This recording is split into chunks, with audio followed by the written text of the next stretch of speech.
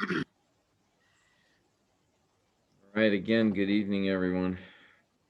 It's a blessing to see you all with us tonight and continuing forward in our study, making our way through. This is second second session, of Unit 3. So we're making progress, Lord willing. Just want to encourage you to take a look at the your assignments and try to catch up on those. I sent out a note yesterday, I think, about assigning everyone a passage from Colossians, and I'll explain that a little bit more, hopefully at the end of the session. But let's get to it. We're still, we've gone through a long process of understanding the foundation and some of the basics of grammar so that we can be able to better understand how to interpret a given passage. And again, I'm just reminded that, as we look through a particular book, you remember the first 3 steps, our focus is on the book as a whole. Before we look at any passage from the book, we need to understand what is the author doing in the whole book. Why did he write the book? What's the background of it? What prompted him to write the book? And especially for epistles. Again, these are occasional books, meaning there's some occasion that prompts the author to write. And then what he writes is centered around a message he wants to communicate to address that situation. And so the first 3 steps are focused on just getting a grasp for the book as a whole, so that we now have a context and an understanding of the author's flow of thought before we dive into the specific passage we want to teach. We're not ready to teach any passage from a book if we do not know what is the purpose of that book and how the author expresses that purpose through the flow of the book. And so notice the first 3 steps focus on the book. And then after that, the 4th step, we begin to narrow our focus to our specific passage that we are studying.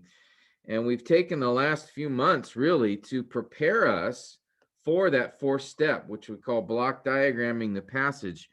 Again, for epistles, this is probably the most important step in the study of a text, because it is the step where we try to break down a particular passage and understand how all the pieces of it fit together, how each phrase and clause works together within a particular paragraph to communicate its point. What the author using the rules of grammar as a guide communicates a particular message of truth within that paragraph. And so what we've been doing is preparing ourselves for this. And so last week we focused on the process itself. Now that we understand all the pieces to the process, let's look at the process as a whole. And here are those 4 steps for block diagramming a sentence. Let me just review them with you quickly. Then we will look at a few examples, just basic examples, and then we will look at some examples from Scripture. All right. So just as a reminder, the first step, once we've identified the paragraph or the sentence that we want to diagram, we need to identify those independent clauses in the sentence. Independent clause or clauses. That is, what is the main subject and verb within that sentence? That's what we want to do first. And then after that, we want to identify the remaining phrases and clauses by finding the connector words. And as I've encouraged you several times now, remember the most common types. They're given by these acronyms.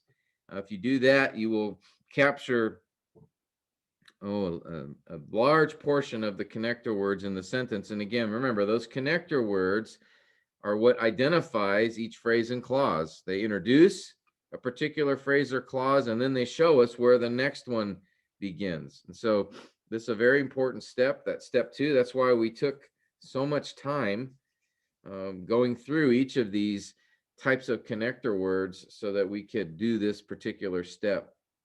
The third step then is to, after you've identified the different phrases and clauses, is to tell us or to state how each phrase and clause functions, that's the key word here, in the sentence. In other words, what word does that phrase or clause modify, and how does it modify it?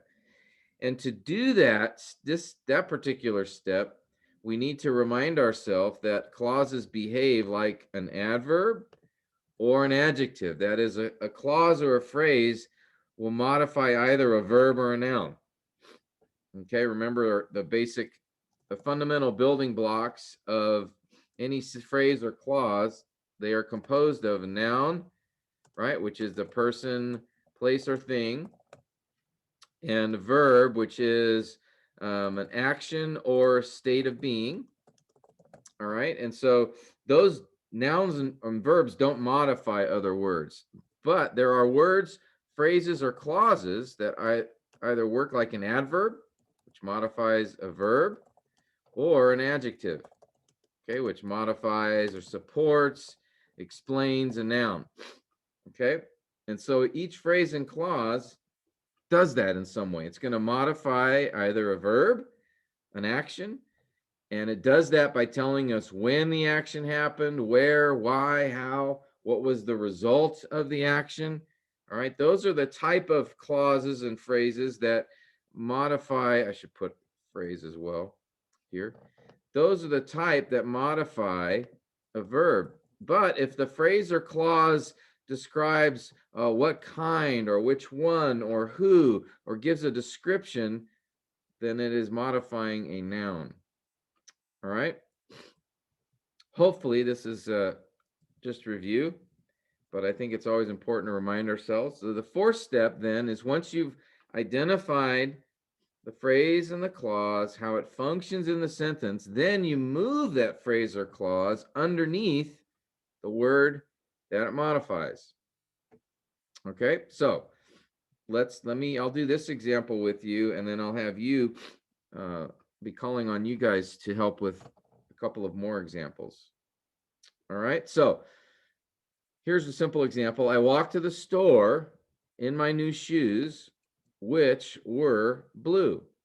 Okay, and these examples are not going to be very profound. They're just ones I tried to think up for us to practice with.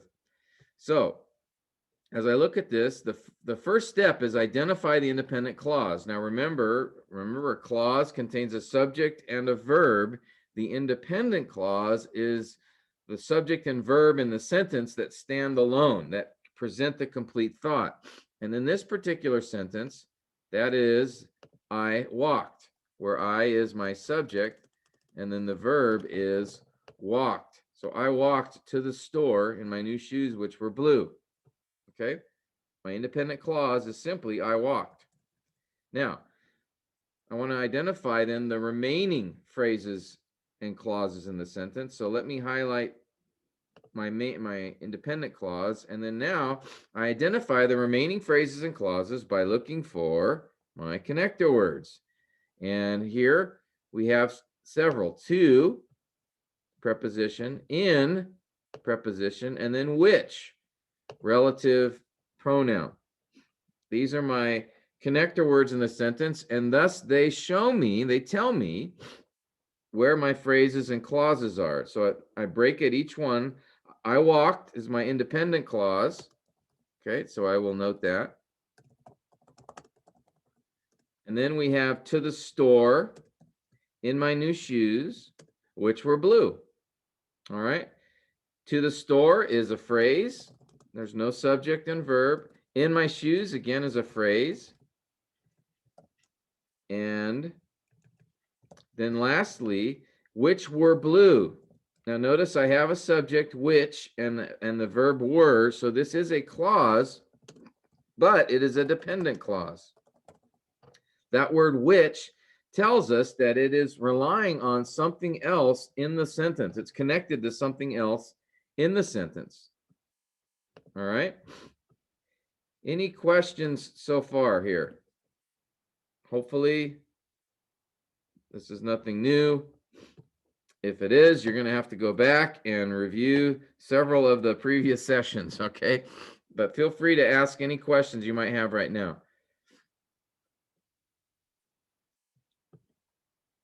And if not, I'm going to keep going. All right. The third step then is to, after we've identified the phrases and clauses by noting the connector words here, is to now, okay, and here's the tough part. How does each phrase and clause function in the sentence? What's it doing? What's it modifying? How is it modifying?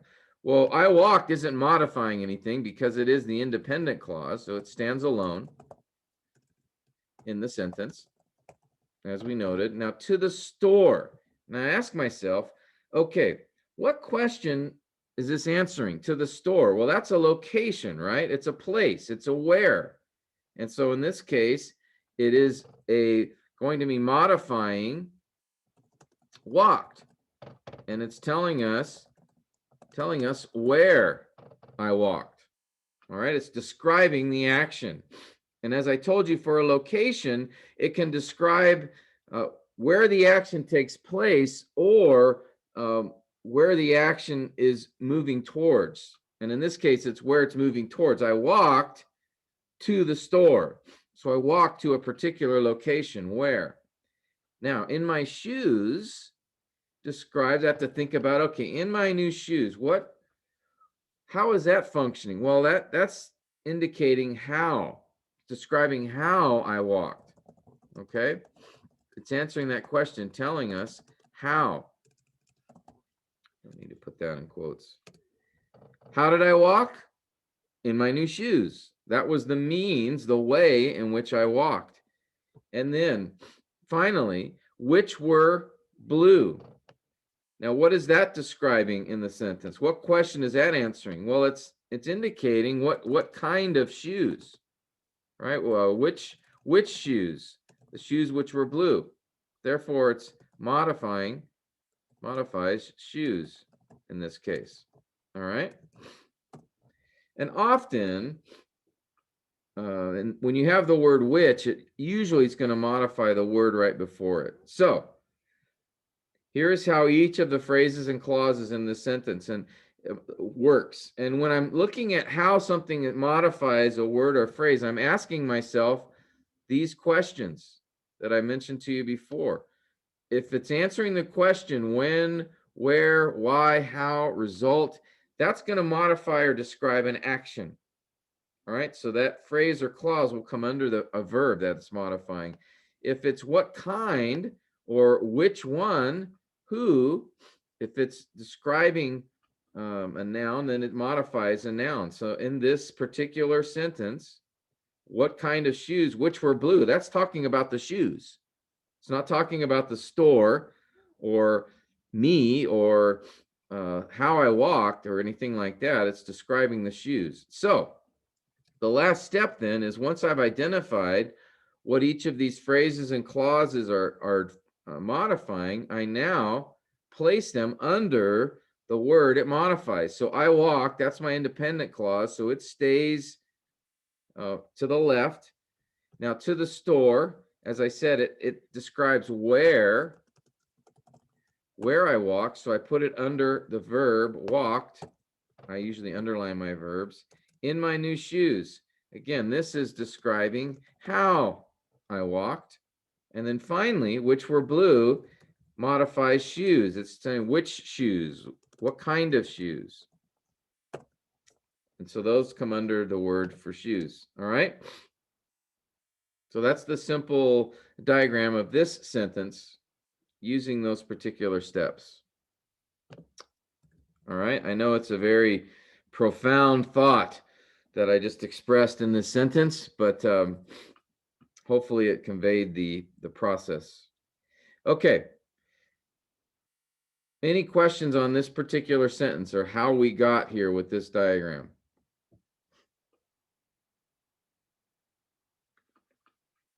Hopefully that makes sense. Okay. And then, yeah, here's the diagram finally. Now, you guys are going to help out on this one. I've got another sentence here. I'm going to ask Joshua, since you're top of my screen.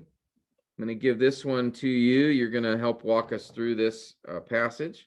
It's a sentence that I made up. Maybe you can read us the sentence and then we'll go through each of the steps. Okay. Knowing I did not eat during the whole day, my wife made bread and soup which tasted very good.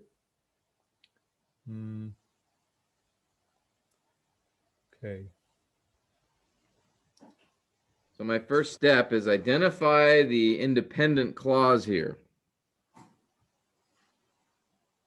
Independent clause. What is the statement that stands alone, the subject and verb that give a complete thought, stand alone in the sentence?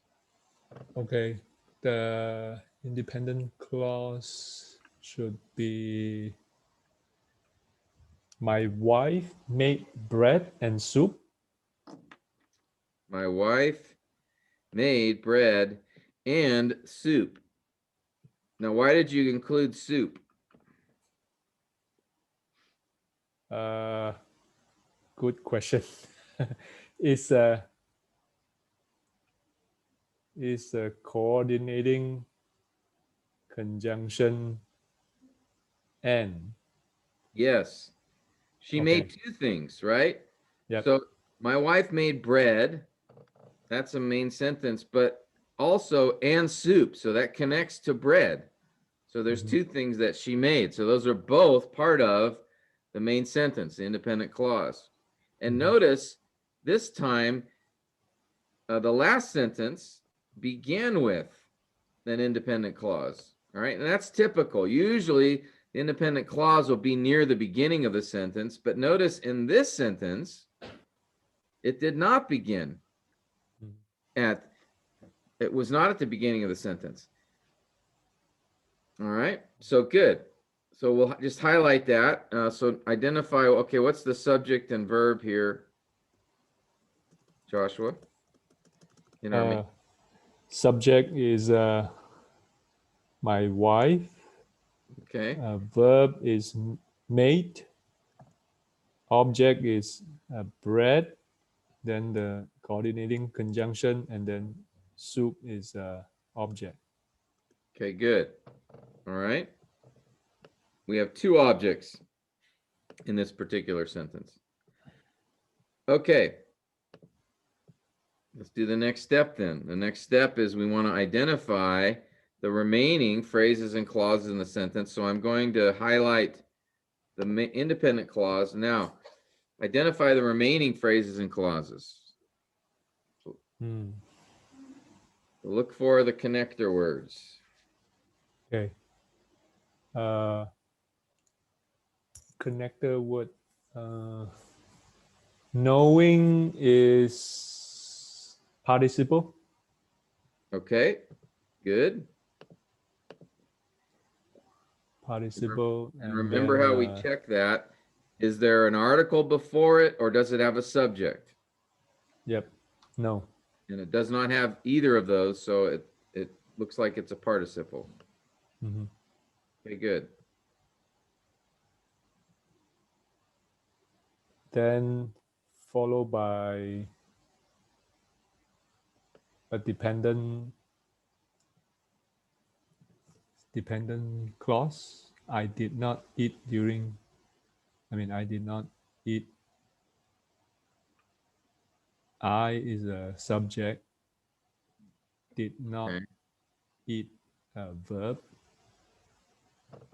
And in this case, that goes with the participle knowing.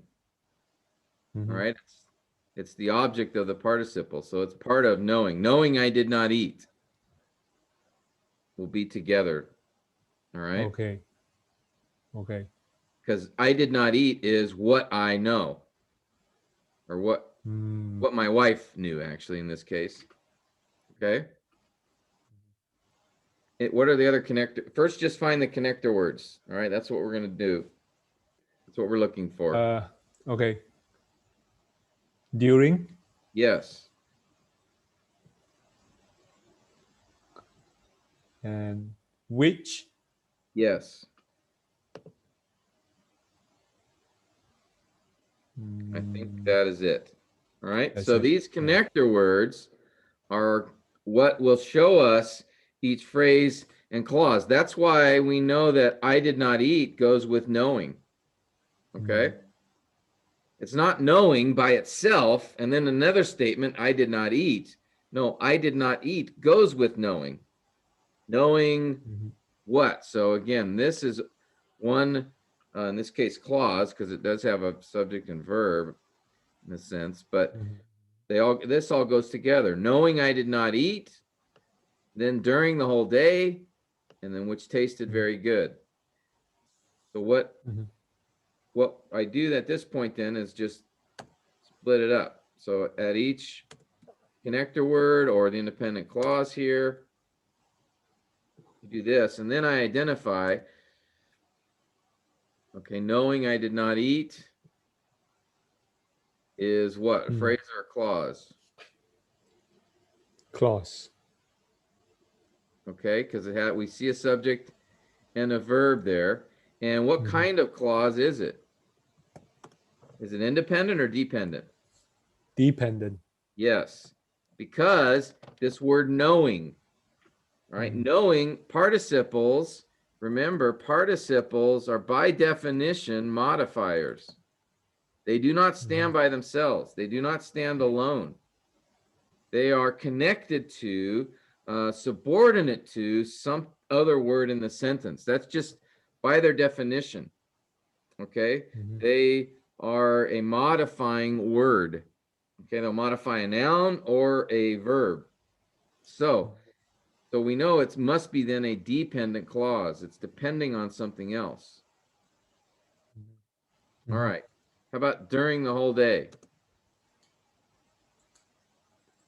Phrase or clause? It's a phrase. It's a Yes. phrase. There's no verb here. Okay, during is not a verb, it's a preposition. All right, my wife made bread and soup. We already identified that as the independent clause, correct? Okay, so we already know that one. How about the next, which tasted very good? What is that? Dependent clause. Yes. How do I know it's dependent? Or why do you say it's dependent? It has subject and verb. Okay, right. The subject is which, that's a noun. The verb is tasted, but how do I know it's dependent? It does not stand alone. It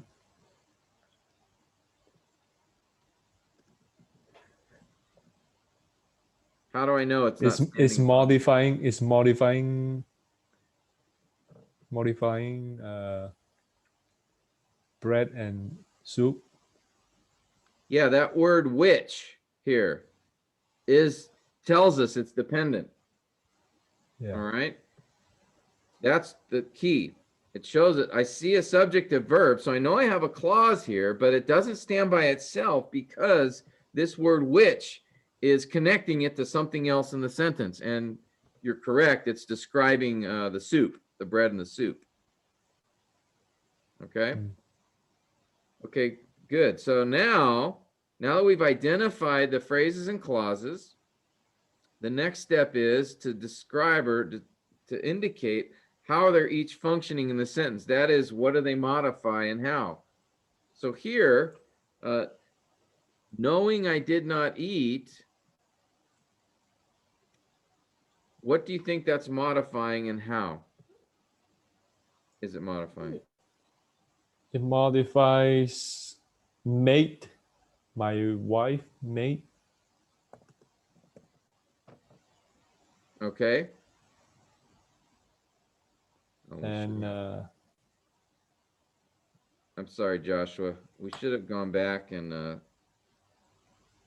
flipped soup here since and is a connector word.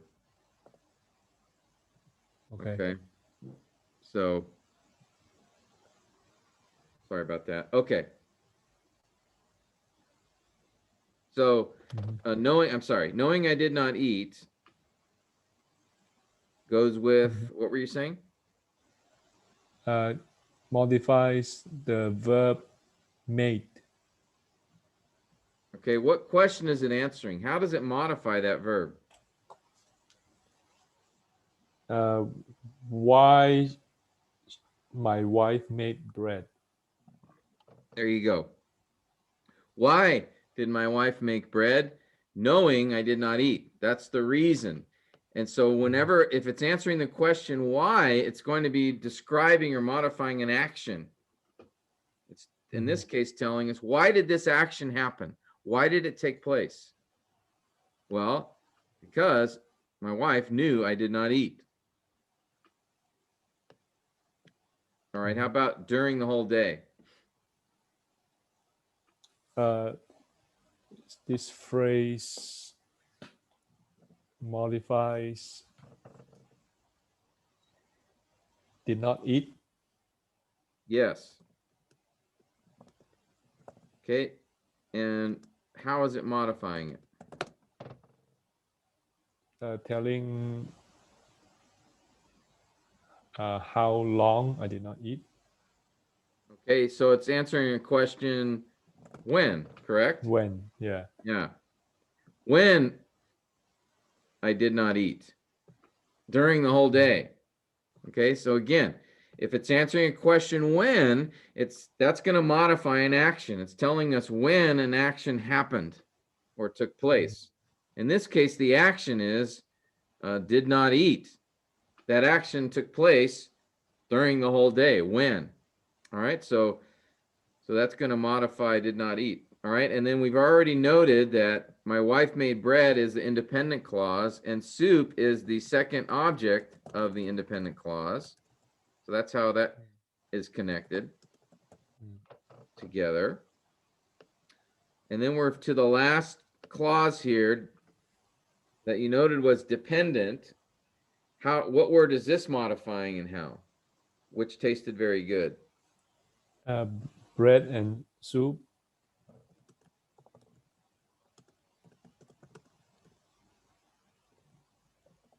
Okay, and how is it modifying? Uh, telling what? Yeah, it's describing, really, right? Describing those objects, the bread and the soup. It's giving us a description about them, all right? All right. Good. Is everyone okay? Are you guys following this? Do you have any questions? You still awake? Still with me? If you need to stand up and do some exercises, go ahead. Keep the blood flowing to your brain. All right, Joshua, you're doing great. Now the last step then, and I'll just do this for you since it'd be easier. All right, my wife made bread. Remember, that's our independent clause. So that's going to be to the left. Now, in this particular sentence, we have some a clause and phrase above it. So remember that knowing I did not eat modifies made. It tells us why. So I'm going to indent it, in this case, over made. Okay, so it's indented here and it's modifying made. Now, I didn't move it. You could do this if you wanted. You could move it around down here. You know, my wife made bread knowing I did not eat. But I want to keep the word order of the sentence. And this will be important when we're going through passages. You want to keep the word order of the passage so that as you read the diagram, it's in the same order as it is given in the biblical text. And so that's why I just indent above. Okay. And then knowing I did not eat during the whole day. And as Joshua noted, during, it's answering the question when I did not eat. So I put that under the verb here, and I'll put a little reminder in the parentheses of when. Knowing I did not eat answers the question why. So my wife made bread and soup. There's two objects here, so I'm going to put soup underneath bread because that is the second object in this particular independent clause. And then finally, which tasted very good. Oops. As Joshua noted, it's describing the bread and the soup. Okay, or which bread and soup? The soup which tasted very good. That soup, that bread. Okay, so here we had a little bit different structure because notice in the previous diagram, we had the independent clause first and then everything modified it came after it. In this particular sentence, we had a couple of modifiers before the independent clause. You're going to see this a lot in the scriptural passages we look at. All right. Any questions on this particular example, this diagram?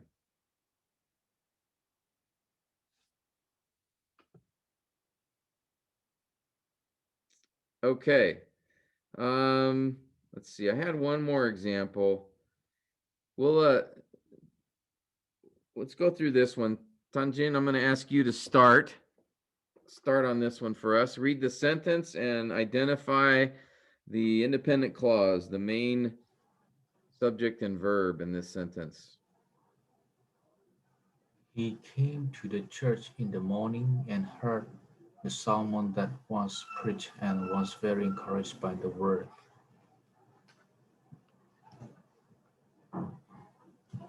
So, independent is he came. Okay, good. He came. He came and to the church. To the church is a phrase. Yes, so we'll get to that in the next step. In this step, we Okay. just want to identify the independent clause or clauses. Okay. Now this sentence was there's a little bit of a twist here. There actually is another independent clause in this sentence. Can you see it? And he came to the church in the morning and heard the sermon.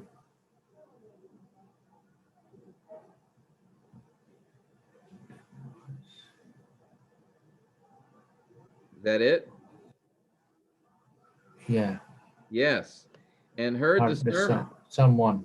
Yeah. There's two actions being described here. He came and he heard. Yeah. See that?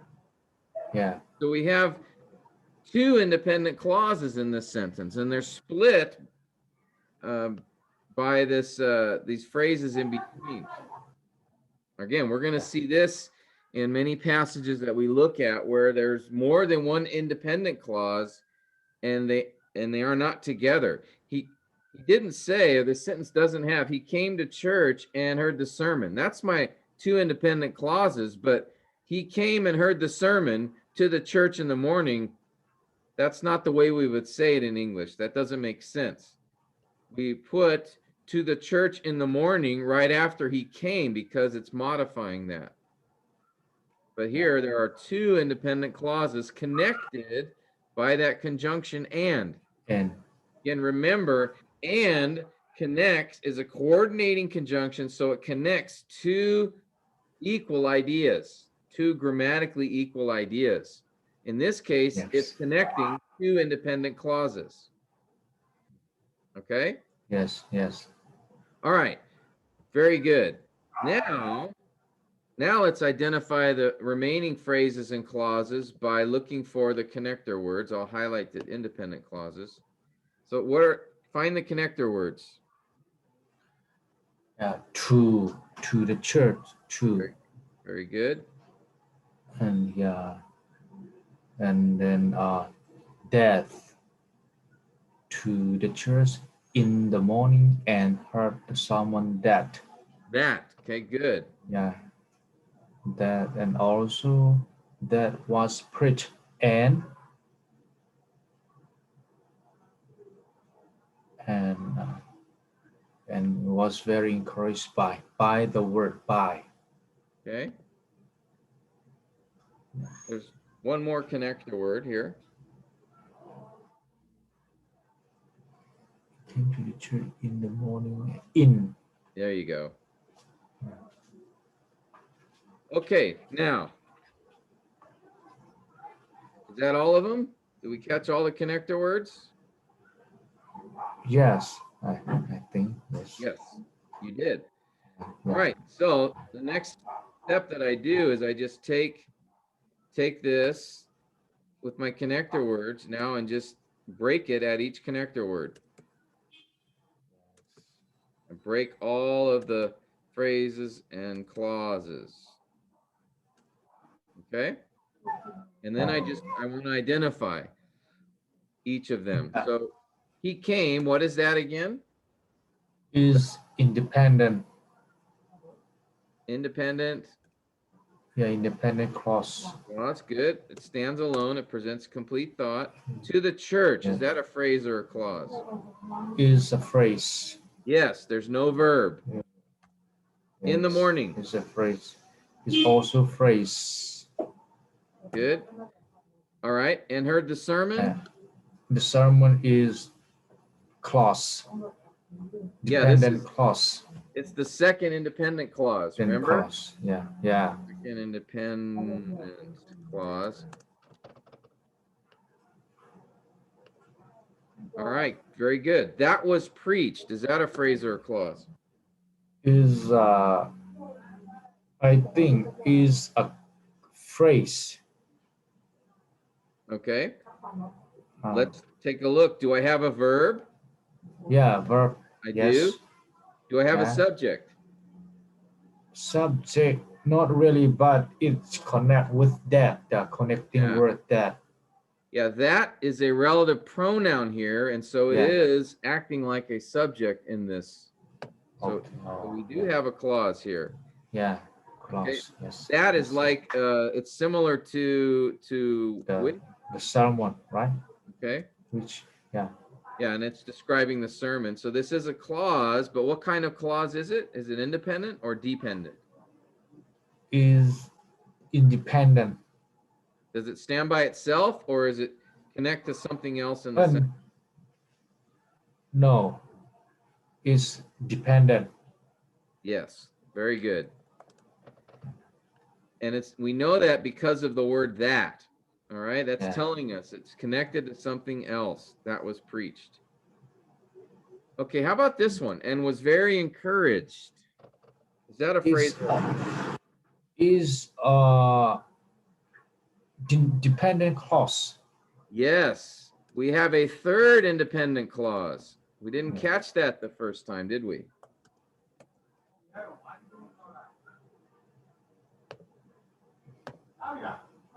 All right. It's a third independent clause. How do I know that? Notice that connector and. And yeah, the verb. Yes.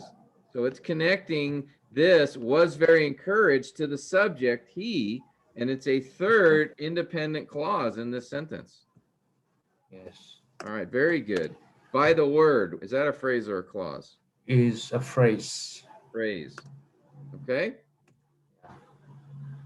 All right. Very good. Now that we've identified these phrases and clauses, the next step is how do they function in the sentence? All right, so I'll again highlight in blue the independent clauses, and we have 3 of them here. All right, so to the church.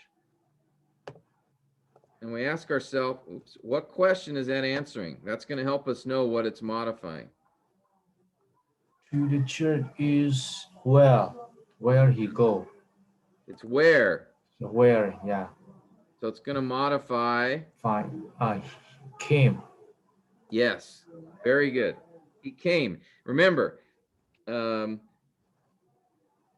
phrase or clause that answers the question where will describe either where the action takes place or where the action's directed towards. In this case, it's directed towards the church. He came Yeah, to the church. Okay. yeah, In yeah. the morning. In the morning is the when. Very good. So it's going to modify an action. In action came. Yes. He came in the morning. Yeah. Very good. Tells us when he came, Yes. when the action took place. All right. Yeah. This is our second independent clause. So it's going to, and then that was preached. That was preached is the what? Yeah. What's it modifying here? Is someone. Yeah. It's describing the sermon, right? It's telling which sermon? Which, yeah. Which. The sermon that was preached, that sermon. All right. Yeah. Okay. Then we have, this is the third independent clause. And then finally, by the word. By the someone. Okay. Is it modifying sermon?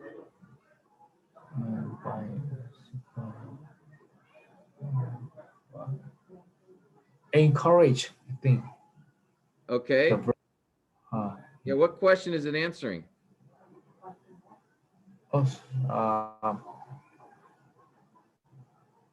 Which?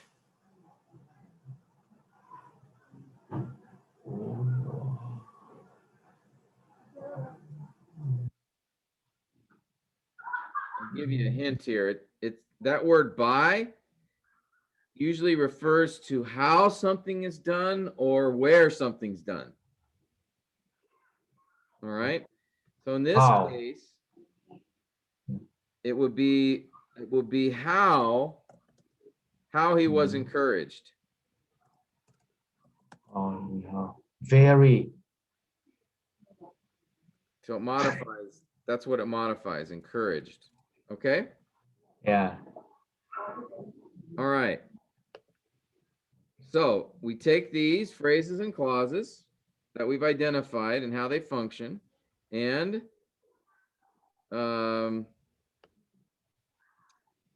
let's see. Okay. Go back to here. And what we're going to do now is diagram these guys. So we've already identified he came as an independent clause. So that means I'm going to have it on the far left of the diagram. He came, and then to the church modifies came. Yeah. It says where he came. So I put it under came. Okay. Yeah. And then I put in brackets over here where, because that reminds me what question it's answering. In the morning. Again, we identified it as modifying came, telling us where, or sorry, when. Now, and heard the sermon. Again, this is an independent clause, so I put it on the left again. And since it's the same subject, so I put it under came. He came and heard the sermon. Okay, so this one is my independent clause number one, first independent clause. Okay, and heard the sermon. That's my second independent clause.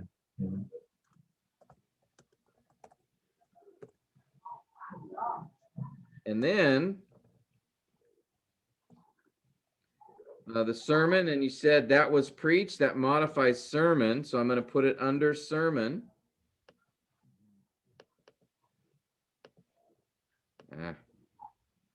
wrong button. Okay. Right, which sermon? And was very encouraged. Now we said that's a third independent clause.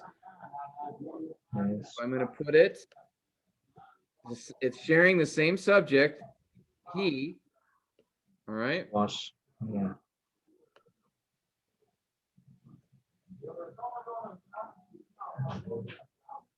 Third independent clause. By the word, and we said that was how he was encouraged. Let's stick it under there.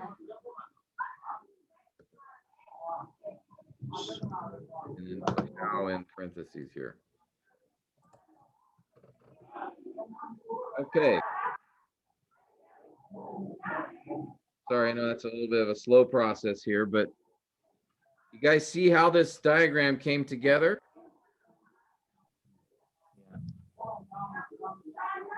Okay, now, Pastor, how yes, about, Philip. yeah, Pastor, how about the second independent clause, which starts with and, heard the sermon? The intention is how about the far left under he? Yeah, it's Am I sharing. correct? Yeah, it's sharing the same subject. It's he is actually the subject of Oh, each I of see. these, right?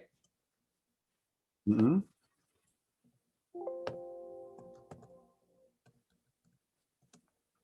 Right? Those are the three independent clauses. He came, he heard the sermon, he was encouraged. Okay. So I didn't put Oh, he in because it's not in the actual sentence. So I just did it this way. So it's three actions and the same subject, he. mm, All right. Now, if you wanted, you could do it this way. It would be perfectly fine if, just to make it clearer to you, you wrote in the subject and put and here.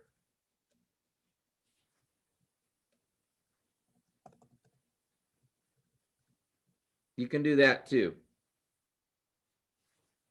See the difference? okay. Yeah, I got it. Yeah. Okay. I use brackets to show things that I add that aren't in the actual text as it was given. But based on my understanding of grammar, I know that each of these verbs, heard, was encouraged, and came, have the same subject. Because in English, if it's the same subject, it won't be repeated usually in a sentence. Mhm. But it is there, it's implied. So you can do the diagram this way if you want. That's probably a little clearer to do it this way, the second way here.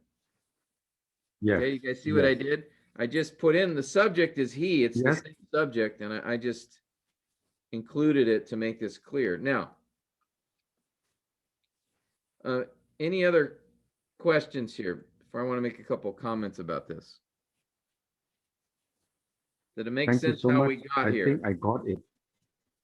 Yes. Thank you. Thank Good. you so much. So here's why what's important about this. It's important that I noticed and identified, or Tanjin did, identified the three independent clauses because this tells us the author, in this case me, was making three statements of equal importance. All right? That's what each independent clause is. There are three statements being made by the author, and because they are all independent and they're connected by the conjunction here, and that's saying that I have three equally important statements that I'm making in this sentence that I want to communicate to you. One is he, whoever that is, he came. The second is he heard the sermon. And the third is he was very encouraged. Okay, so those are, if I was outlining this to preach a sermon on this passage or this statement, I would have 3 points, right? The first point, he came. The second, he heard. And the third, he was encouraged. Now, these other phrases here are just modifying he came. And then that was preached, modifies sermon. By the word, modifies encouraged. Those are subordinate ideas.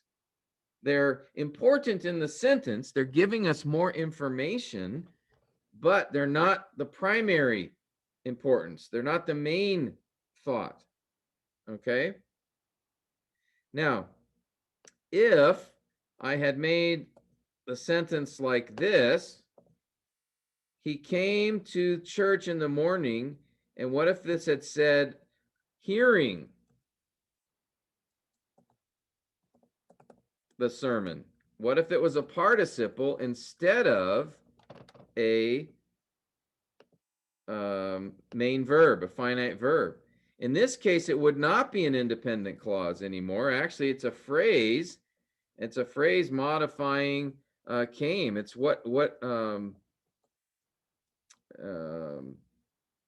it's a concurrent action. All right. Or maybe even the result of him coming, hearing the sermon. The point is, if it's a participle, it would no longer stand independent. It's now dependent. So I went from a second, having two, another main point to really now one main point. And let's say I had being encouraged or being very encouraged by the word. Again, with the participle, now it is a dependent clause. And again, it modifies came and it's telling the result of the action. So it is no longer, because it's a participle, it's no longer a main point. So what has happened here is, notice, just simply changing the verb from heard to hearing or was to being. Now I've changed it. It's no longer 3 main points. It's 1 main point. The author, me, I've now changed the priority.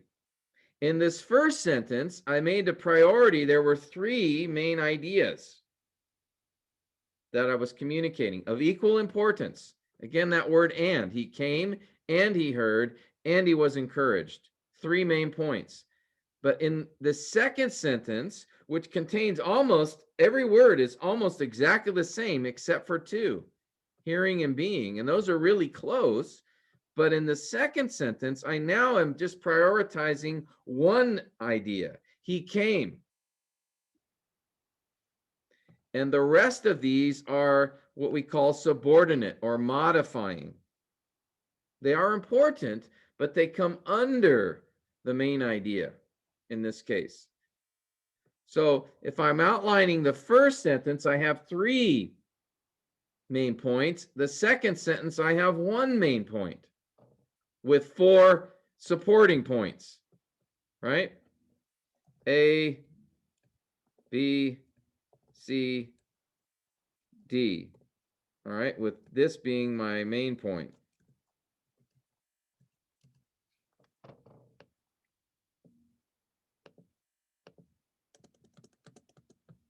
Do it this way.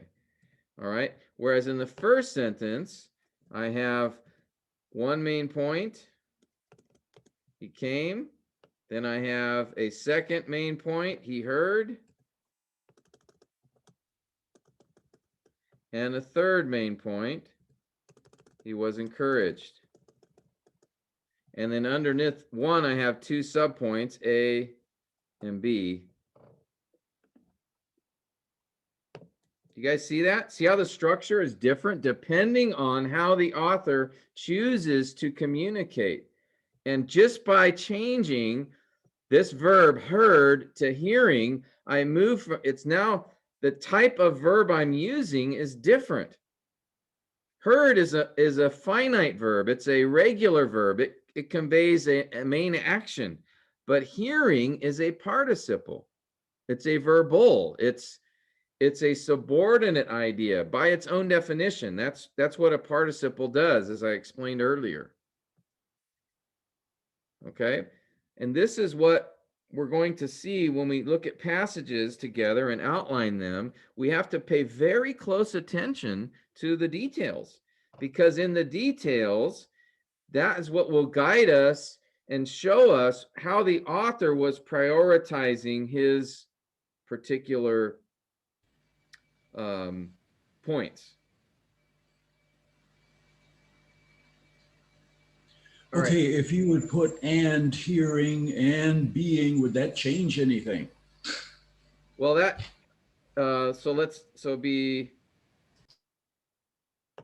so what if we had this? And hearing the sermon and being encouraged. Okay. The issue is now this is going to be, where are these going? He came. Let me take out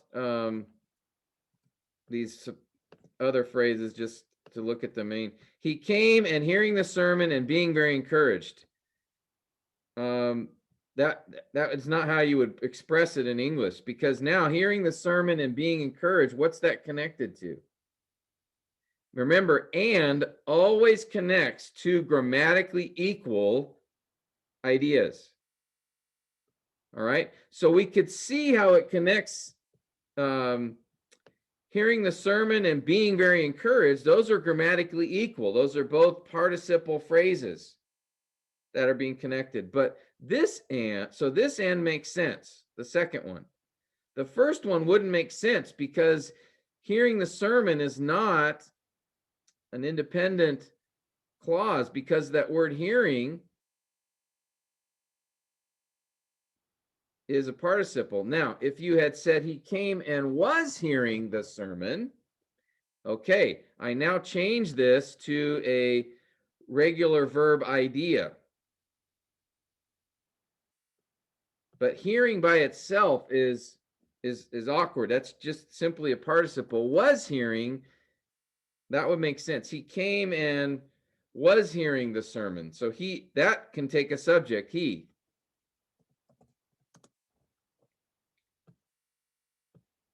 All right. And if we put was being, I now change that to a regular verb idea. So you'd have to have that helping verb was for it to work. If you just had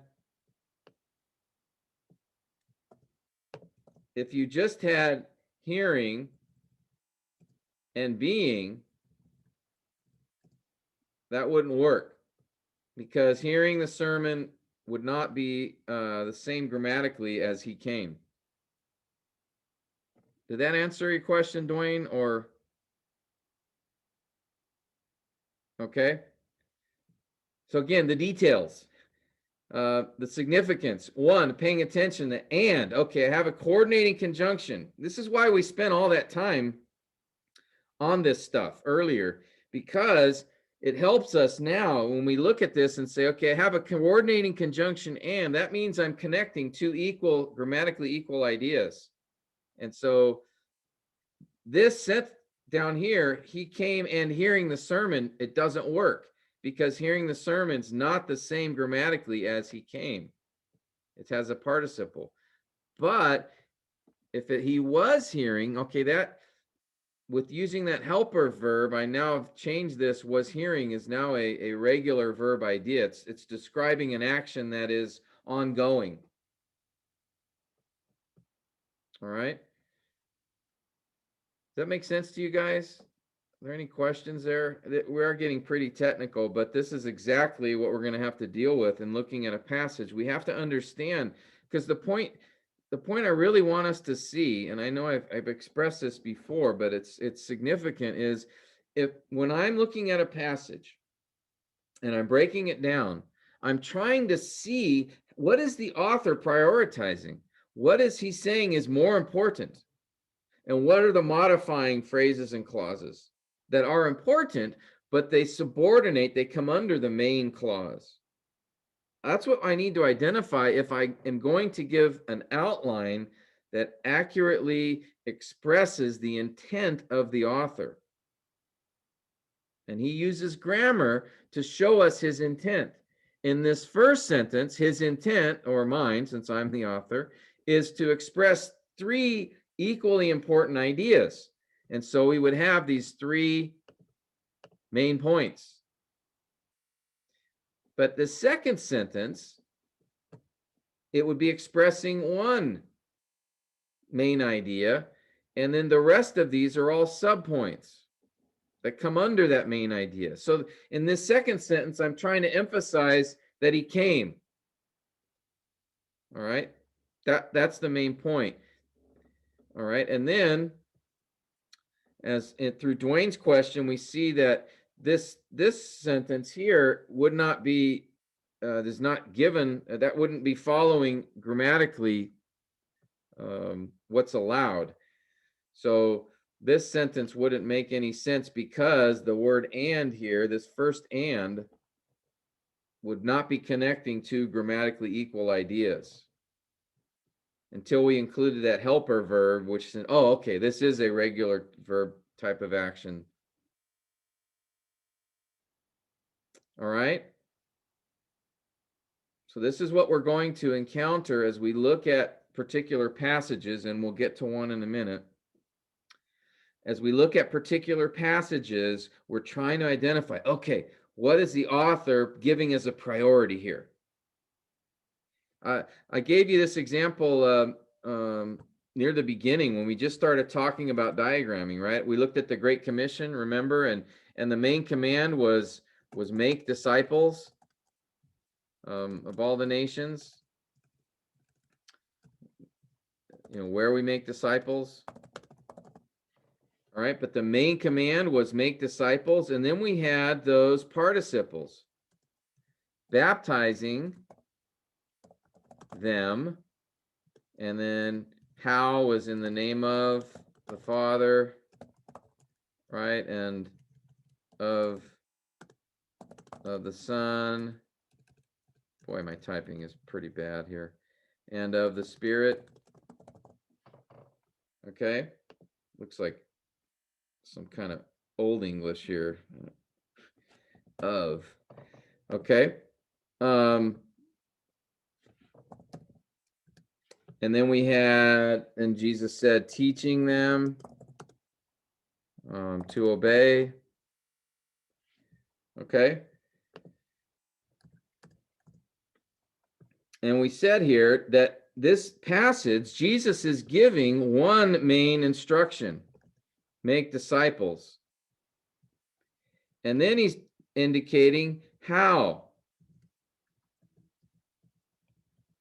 Two ways.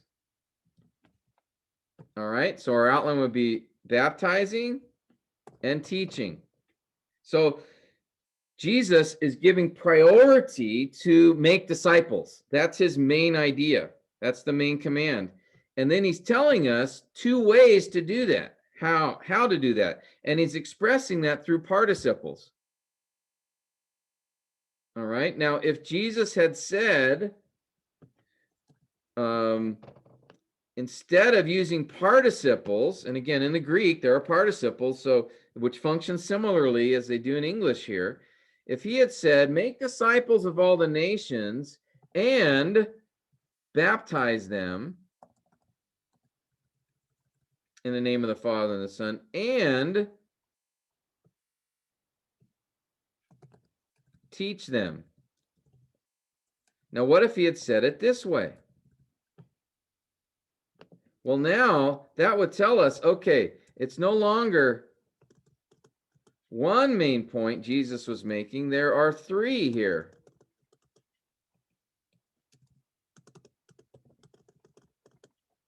You see that? See the difference? So in this second example, he would be actually giving three instructions. Three main points. One, make disciples. Two, baptize. Three, teach. Okay, those would be three independent statements that he linked together through and. All right. So in your outline would be 3 points. You'd have to explain, okay, what does it make disciples? Second, baptize them. Third, teach them. But now you've changed what Jesus is actually saying here. Because in the first one, which is what he actually said, he's telling them, make disciples, and then he's describing how by baptizing and teaching. But if it was worded this way, he would be expressing 3 commands, and he wouldn't be saying, then baptize and teach would not be saying how you make disciples. Those would be 2 other commands, 2 more independent commands. But in this first one, baptizing and teaching, by using participles, he's showing us this is how we are to make disciples. Does this make sense? This is really the thing I want you to see here. It's so important because when we go from the text to interpreting it and what is the author's outline, we have to match his priority. And how we do that is by understanding what modifies what here. Okay, I know this is very technical. I know we haven't up till now gotten to any passages. We've been looking at these, kind of goofy examples here, or just examples not from Scripture. But I want you to see, because when we go from the diagram, that is our key tool to show us the outline, the author's outline. And that outline is going to have a certain number of points. Well, those points are identified by the main thoughts here. Okay? And so we want to rightly understand the author's, what he is prioritizing, what he is saying is the most significant, and then what he is saying is supporting that. Okay? Now, that is not to say that, every part of that there's parts of the sentence that are unimportant. They're all important in Scripture. They're all inspired texts. They're all God-breathed. It's not a matter of importance. It's a matter of the prioritization, what the author is making as a priority. What is the main thought and what are the supporting thoughts? Okay? Any questions or comments on that?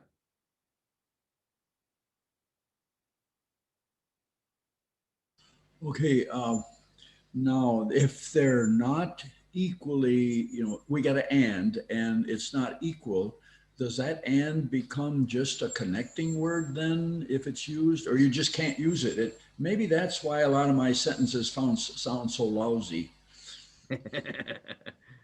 Yeah, the and, remember we have the coordinating conjunctions, and boy, right? Which are and, nor, but, or, and yet. And those coordinating conjunctions, by definition, they coordinate. So that is, by definition, they bring together, maybe I should put this on the next line. Coordinating conjunctions bring together, connect two grammatically equal ideas. That's the key, that they're grammatically equal. All right. So if I have an independent clause, I hit the ball and the tree. All right. What have I connected here? I've connected the objects, two grammatically equal ideas. In this case, I've connected two objects, the ball and the tree. Now, what if I had said, I hit the ball and I ran into the tree? Well, now that word and is connecting two independent clauses. Again, grammatically equal. Or I could say I hit and smashed the ball. Now I've connected the verbs here with the same subject. Each of these examples, that word and is connecting two grammatically equal ideas. In this first sentence, it's connecting two objects. In the second sentence, it's connecting two independent clauses. In this third sentence, I guess it's connecting two verbs that share the same object. Okay, so to answer your question, Dwayne, and has to coordinate or connect two grammatically equal ideas. It cannot connect two unequal ideas. So by definition, if you have the word and, or but, or yet, or nor, those are going to connect two grammatically equal ideas. So for example, up here, baptizing and I think he actually says and teaching, right? In the actual passage. So this and here is connecting two participial phrases, baptizing them, teaching them. They're equal in their function grammatically. Is that answering the question? Okay.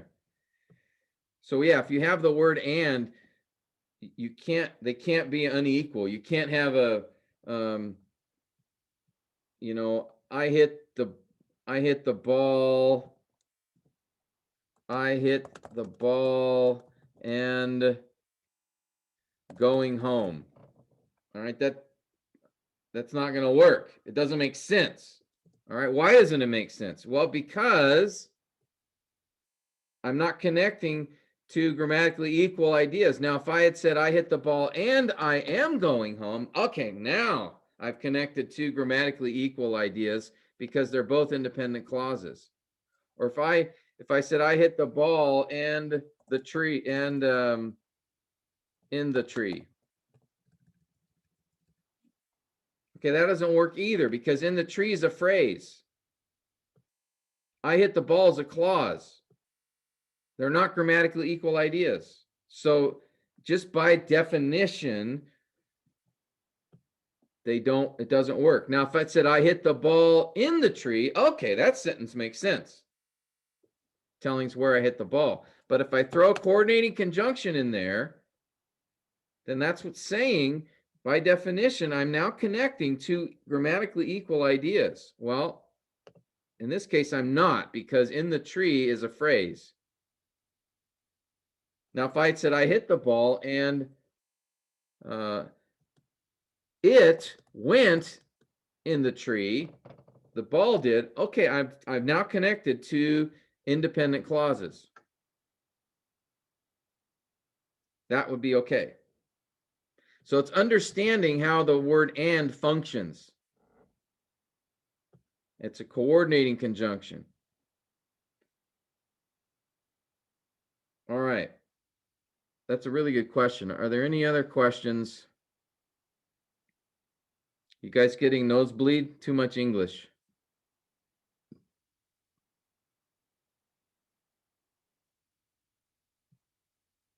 Okay. Let's at least, we've got about 10 minutes. I'd like to at least come back to our a passage here. Let's see. Do I want to do? Yeah, we'll just do this one. Hopefully you're familiar with this one. It's from Philemon, but I want to now. When we've started this journey into diagramming, we started actually with this passage, and I just showed you the diagram just to give you an example of what they look like. Well, now let's come back and we'll go through.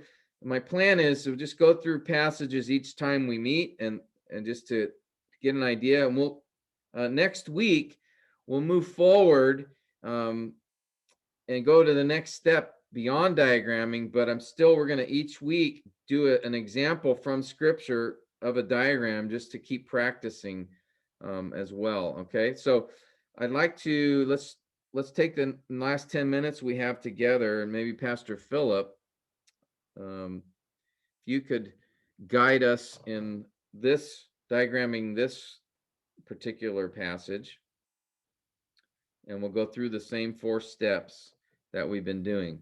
Okay, so this is the English Standard Version for Philemon verses 4 and 5. Pastor Philip, can you identify, or why don't you go ahead and read these 2 verses and then identify the independent clause or clauses here. Of course. Thank you. Let me read first. I thank my God also when I remember you in my prayers, because I hear of your love and of the faith that you have toward the Lord Jesus and for all the saints. So here, the complete thought or the independent clause is, I thank my God always. I is the subject, thank is the verb, my God always, or my God is the object. I think always is the adverb. Yeah, actually, always is an adverb modifying thank. So the independent clause is, yes, I thank my God, or I thank God. My is modifying God. Okay, any other Always. independent clauses here?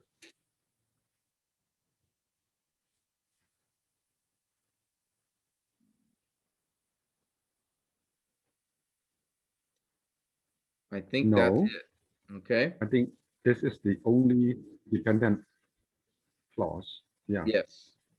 And So like for before, the if there's another second one step, sneaking in here, we'll find it. But I think you're right. That's the only yeah, one. Okay, good. And here, again, the independent clause is the at the second, beginning of the yeah, sentence. I'm sorry, I cut you off. What did you say? yes, yeah. So the second step, uh, when is the uh, dependent clause. When I remember you is the dependent clause.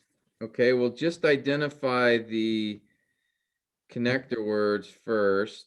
When is, yeah, when Okay. relative pronoun. Okay, what are the other connector words? Just And look for those. in, Good.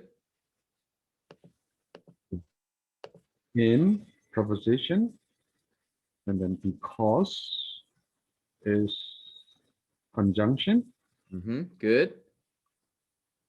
I hear, is it I hear of preposition Okay. of your love and conjunction of the faith of the faith. Preposition, the faith that relative pronoun. Good. And you have towards is another preposition. Very good. Yes. Lord Jesus. And is another conjunction. And I think for is preposition. Yes. Okay. Good. So,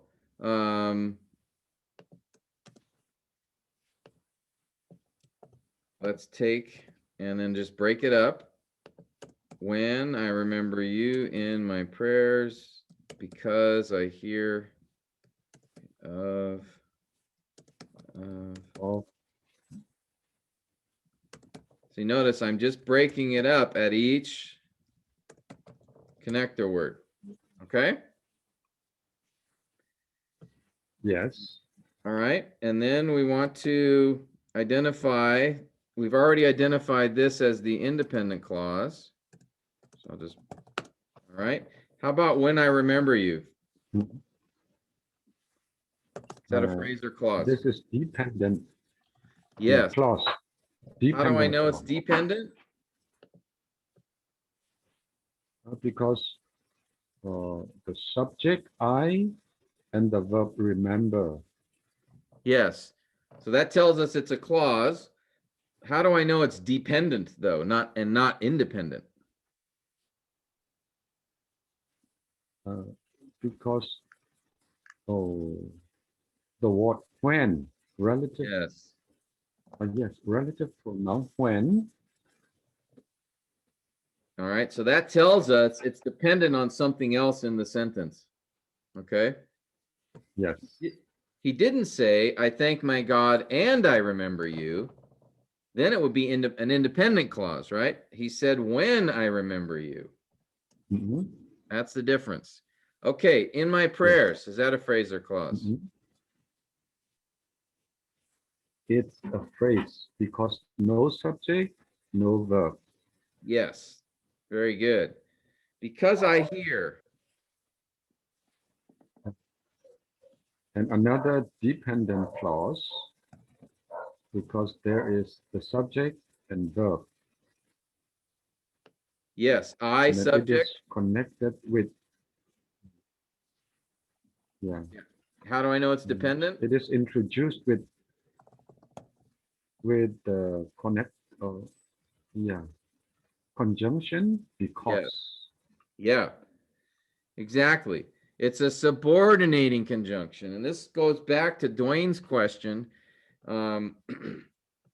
Is if Paul had said this, I thank my God always, and I remember you in my prayers, and I hear of your love. Those are coordinating conjunctions. Okay, so they would be coordinating, connecting two grammatically equal ideas. In this case, they would be independent clauses here that these connecting together, right? I thank my God, and I remember, and I hear. That's what coordinating conjunctions do. Now, when and because are subordinating conjunctions. That is, they subordinate the clause which follows. Okay, so these are actually, he's not giving independent ideas, they're supporting ideas. So this is why knowing those connector words and what they are is important. He didn't say, and I remember you. That would be coordinating two equal ideas. He said, when I remember you. That means it's subordinating. In this case, it's telling us when I thank my God. Okay? So, I'm sorry, interrupting you, but I just want to make that point clear. Of your love.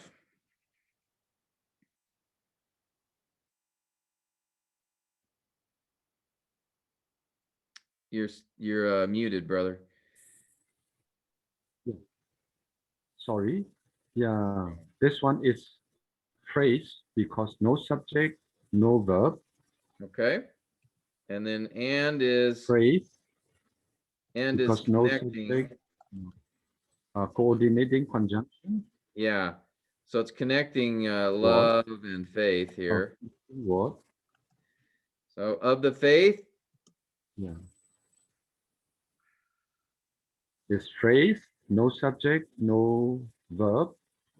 All right. Good. That you have. That you have is another dependent clause. Yes. All right. Because that, the subject Because, is that. yeah. Or sorry, you. I'm sorry. You. And then the verb is what? You have. Good. So we have subordinating conjunction, that, right? Or in this case, it's a relative pronoun. it's which faith, which love. Okay, that's that word that. It's tricky. Sometimes it functions different ways. In this case, it's if you could have said which you have, and they have the same idea. Okay. Toward the Lord Jesus. Oh. Phrase or So clause. relative pronoun in that case, right? Yeah, in this case, it's a relative pronoun. Yes. Phrase. Okay, good. And then and is connecting those as well. So for all the saints And is then that is, yeah, that a phrase or a clause? coordinating conjunction. For all the same is phrase. Okay. All right. Okay, so we've got that. Those identified now. What we want to do is indicate how they function here in the sentence. Okay, we've already identified this as the independent clause. Now, when I remember you, we said was a dependent clause, so it's depending on something else, it's modifying something else. What is it modifying? So this modify thank, Yeah, because what question is it answering? and this mod when, Yeah, we have the word there, when. telling us when. Yeah, so that word when is a helpful, it's answering the question when, and therefore it's describing an action, when an action happens or takes place. Okay, how about in my prayers? In my prayers, it modifies remember. Yes. How does it modify it? Telling us when. Yeah, in my prayers, or even Where? aware. I'll talk about that later, but yeah, when he prays, I think that's good enough for now. Telling us when. Okay, good. How about because I hear of your faith, of your love?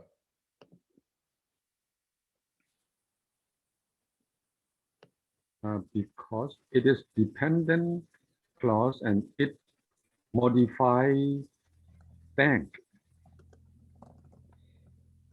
Yeah, how does it modify?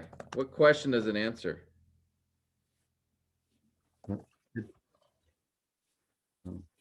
Why? Telling us why, for purpose. Yeah, purpose or why. Why I thank my God? Because I hear of your love. And then of the faith is really the right second object of I hear. So I'll give you that one. Now, that you have. What do I do with this one? That you have. This modify. This modify the faith, Yes. your love, and your faith. Yeah, it's telling us which love, which faith. Okay.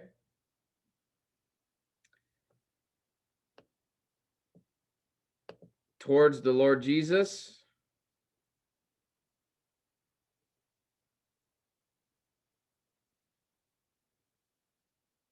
Uh-oh. I think I lost him. He gave up. Ah, I think his Wi-Fi must have cut out on him. This is answering the question where. It modifies have. Where do you have? And it's towards the Lord Jesus. That's the direction. Again, remember, when it's answering, telling us where, it's either where the action happens or where the action is directed. Okay, in this case, it's directed towards the Lord Jesus. and directed, his love and faith is directed towards the saints. Okay? So knowing this now, we can then, let's just place them under and then we'll be done. It's already time to finish here. So I thank my God always. That is the independent clause. Now, technically, as Pastor Philip noted, always is an adverb. So it really should be put under thank. It's telling us when I think. All right. Even though it's a single word, it's still modifying. Oh, he's coming back. We thought you gave up, Pastor Philip. I'm just finishing off for you here. Thank you. All right. And putting these under.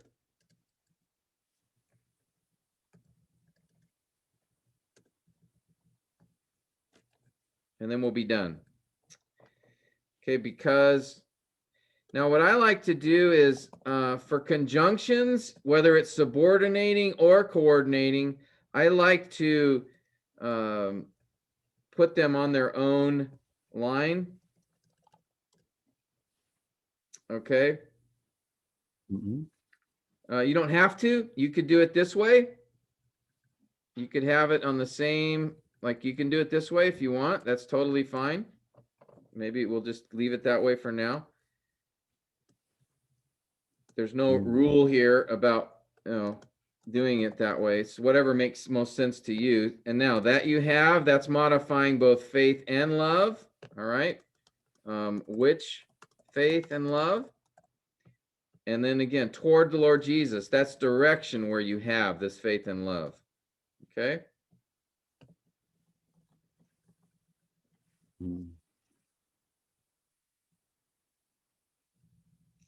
All right. So what do we see here then? How many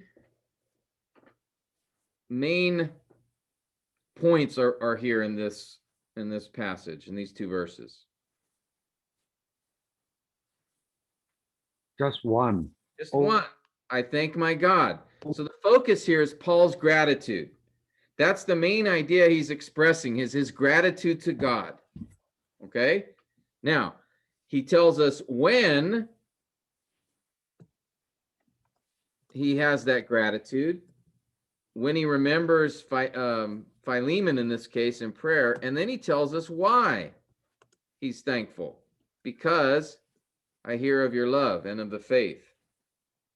All right, so the main idea is Paul's gratitude, and then he expresses when he has this gratitude and where. All right, so all of these phrases and clauses come under the main idea, which is I thank my God. Okay.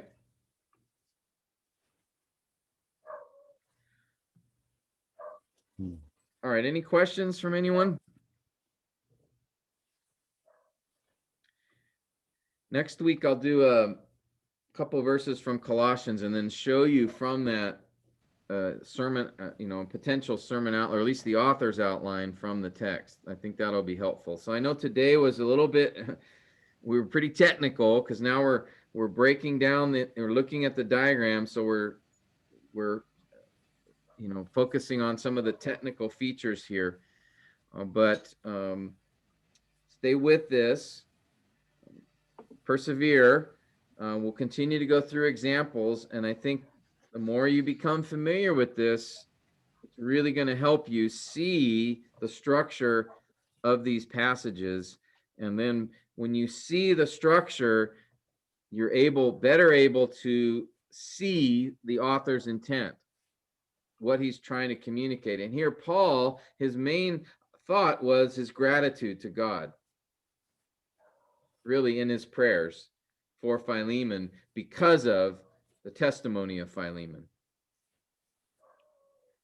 The example that you gave us is from another version, so it's a little more challenging. I've been working on that. If this one here is a little bit simpler, but I don't know where the version comes from that you gave us to work on. Oh, in the But- assignment? Yeah, in assignment.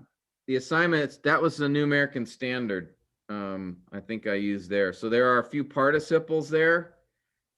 And so yeah, it makes it's a little more complicated. It's challenging. Sorry about that. I meant to do Oh, that's ESV, good. but sometimes I use New American Standard. That's my default translation. And so, but I know many people use the English Standard, which is also a very good translation, but there are some differences. The New American Standard is a little more difficult. It's a little bit, slightly more literal. That's the reason. Mm. So we'll do as before. Later toward the end of this unit, we'll come back and I'll go through those assignments with you. But I just want you to, honestly, men, if you want to really get this, you have to practice. So I would just take the first two assignments for this unit I've given you are basically from Philemon, several verses out of Philemon. The third assignment, and I'll leave with this, is I've assigned each of you guys who have been consistently attending, I've assigned each of you a passage from Colossians that I want you to focus your attention on for the, I think it's the third assignment and on. Okay, each of you has a particular passage that I've given you that hopefully someday we'll be able to gather and have you preach that passage and then get feedback. All right. We want to get to that point. That's what we're trying to learn here, is not just how to study the text, but then, okay, how do I take that and put it into a sermon directed to my hearers? So I've given each of you a passage to focus on from Colossians as your text for preparing a sermon at some point. And so each of the steps that we go through from here to the end, you're going to focus on that passage for your assignment. So for example, I gave Pastor Joshua, I think Colossians 1:24-29. I gave Pastor Joshua the biggest passage because he's like the king preacher. So he gets the biggest text, the most verses. I think I gave him 6 verses, but most of them you have just 2 or 3 or 4 verses. And so for Joshua, his focus, his assignment 3 is diagramming that passage. And then the next assignment will be making observations from that passage. And then he'll have word studies from that passage, Colossians 24-29. Each of you has your own. And I sent, I think, an email yesterday which tells you what your passage is. So just refer to your email and it'll tell you. If you didn't get that or don't have it, you can message me on WhatsApp or Facebook and I'll let you know. Okay? So so that will be from here on out, you're going to have a particular passage you're going to focus on, and I'm hoping that if the Lord allows, we can gather and preach those passages to one another to edify each other and then also to give each other feedback. All right? That is the part of the class that the students, everyone is most afraid of, but actually afterwards, they're the most glad they did it. That's where you learn the most, is when you actually receive feedback from preaching a text or teaching from a passage, okay? So keep that in mind, but that's going to be probably far off. We'll see what the Lord allows as far as everything going on here, but that's my hope. I really want us to be together at some point, be able to fellowship with each other and also encourage each other in the word and help each other to be better at teaching that word. Okay. So, but don't be frightened. Don't be afraid. The goal is to help each other. We're not here to criticize each other, but to help each other. So, but thank you for your patience tonight, man. I know this particular part of the course is just, it's a challenge. I understand that. But if you stick with it, keep working through examples on your own. And I think I mentioned last week, if you want to just try diagramming on your own and then just ask me, okay, Pastor Tim, can you diagram this passage? I want to compare with what I got. I'm happy to do that. If you're preaching a text this week, or, and you want to diagram that passage, and you'd like to know, maybe get some help, just let me know. I'm happy to, I'll diagram at least give you my opinion from the diagram, and then you can compare. That might be helpful. Some guys do that, guys who've taken the class. I still get some messages like, Pastor Tim, I'm preaching from 1 Thessalonians 4, these verses. Here's my diagram. What do you think? And so then I just send them back my diagram, and that helps them think a little bit more about the text. So I'd be happy to do that with you guys. It would please me to see you trying, because the more you practice, the more you'll get this. And if you get this, I'm telling you, it's going to significantly help you in understanding a passage, particularly in the epistles. All right. It will greatly enhance your ability to find the author's structure. But it takes effort to get there. Nothing comes easy, right? What's the phrase we have in America? There's no free lunch. Anything we receive, we have to work for it. So that's why Paul told Timothy, be diligent to show yourself approved. Timothy, this is hard work. Timothy, if you want to be accurate, you're going to have to give effort. And yes, the Holy Spirit will empower you, but he only blesses diligent preachers, not lazy ones. All right, brothers.